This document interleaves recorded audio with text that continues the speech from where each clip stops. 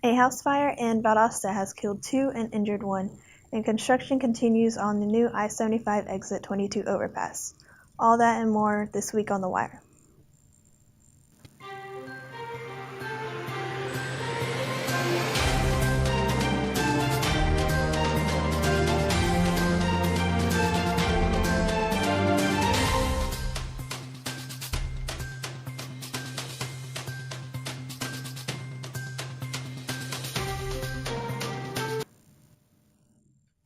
Welcome to this week's edition of The Wire. I'm April Lee.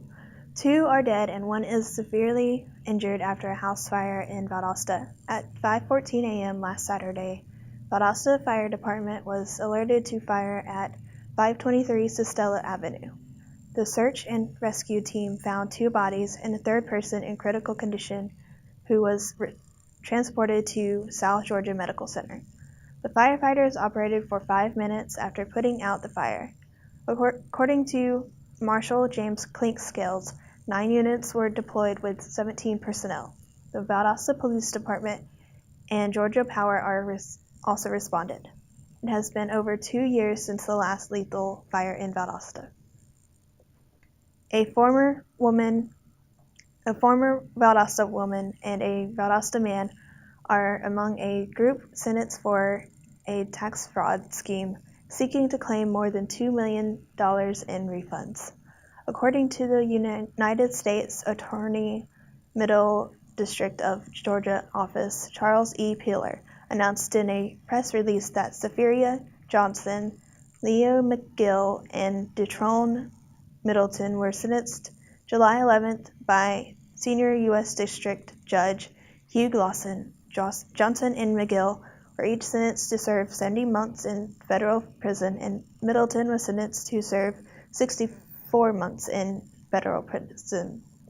The defendants were also sentenced to jointly pay the Internal Revenue Service's $1,004,987,776 in restitution. Construction of the new I-75 Exit 22 overpass continues. Hugo Kowadu asked Wiregrass students about how the construction has affected their commutes. Right behind me is the bridge that goes over I-75 at Exit 22. It has been under construction since August 2017 and is planned to be finished by April of 2020. That bridge is very close to Wiregrass and may affect the traffic for the students and the teachers that goes over there. The bridge was built in 1960. It carries a highway over a highway and has been deemed functionally obsolete by the Federal Highway Administration since 2016. Yes, the bridge construction is good enough, but with this traffic is very time consuming. People have to be at work at a certain time. Traffic for students has been a concern even more since work has started in August of 2017.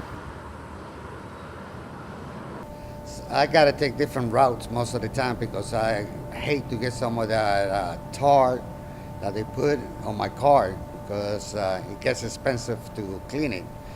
And plus it takes me a longer time to go the other way. I think, in the future it's gonna be a lot better because we're gonna have 2 lanes going each way and it's gonna be more safe to make your turns. And maybe they can get rid of that light there too.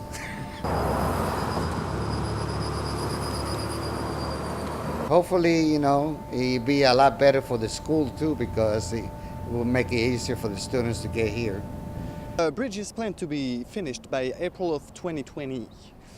This should affect greatly the traffic for students that go to Wiregrass or even passerbys, since there's going to be 4 lanes instead of 2.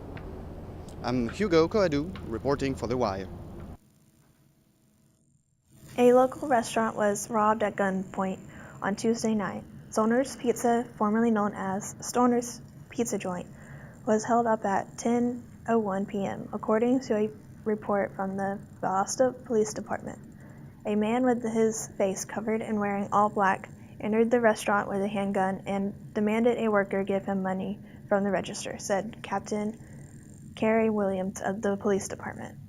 He then fled on foot, she said. An unknown amount of cash was taken, according to the report. The Florida Highway Patrol and the Florida Department of Law Enforcement held a press conference last Wednesday in Tallahassee. The safety organization Kids and Cars warns about leaving young children in a car. It can end up in lethal outcomes. It can happen at any time of the year, but especially during summertime. Officials say that temperatures can rise up to 125 degrees in minutes. It has been reported that around 37 children will be victims of being held inside a hot car by the end of this year. Troopers say if you see a child alone in a car, call 911. Major Chris Blackmon says if the child appears to be in distress, you should break the car window.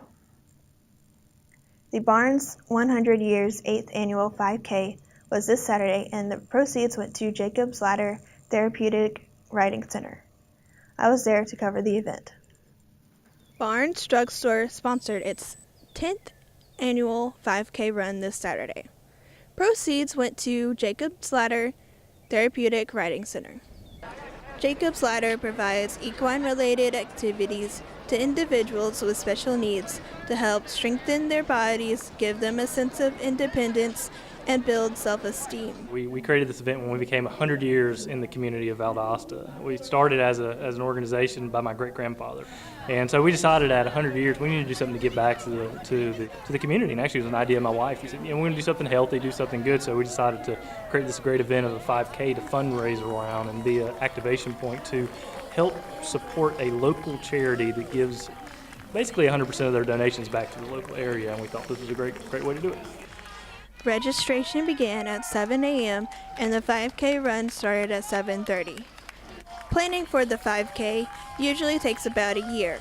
I'm going to submit the parade permit for the next year's, like next week. And then we're going to start interviewing for the next charity that we're going to do, probably in the next month or two. And then we're going to start fundraising for the next year. We have a committee that meets, and we have them come do a 15-minute presentation. We have like a nominating slate of charities, I guess you could say, from our committee. We know the ones that are here in our community. We get them to come present. Every year we just work really, really hard trying to get sponsors and runners and try to hit that goal that we set every year. At the end of the race, rewards were given to the top male and females for each category. For The Wire, I am April Lee. A Coffee County inmate was found after being on the run for 7 months. According to Coffee County Sheriff's Office, Donald Dwayne Davis was put back behind bars after being on the run since December 2017. Investigators said Davis escaped work detail at the Coffee County Courthouse. He was captured in North Carolina but managed to get away after being released on a technicality. Douglas Coffee drug agents got information Davis was back in the Coffee County area last week. They found Davis hiding in a closet in a family member's home on Tuesday. Davis now faces new charges such as escape, violation of probation, and drug charges. A 4-month-old English Cocker Spaniel puppy reported stolen Monday in Cook County was found alive and well in Lowndes County yesterday. The dog turned up in the front of a Valdosta home, and the people who found the puppy called the animal shelter. The dog's owners were on their way to Valdosta Wednesday afternoon. Sometime before lunchtime Monday, someone burglarized a home in the 2500 block of Greg's Road in Adel and took a number of items, including the puppy. According to a statement from the Sheriff's Office is currently working on a number of leads in connection with the burglary. That's all the news we have for you this week on The Wire. Thank you for joining us. I'm April Lee.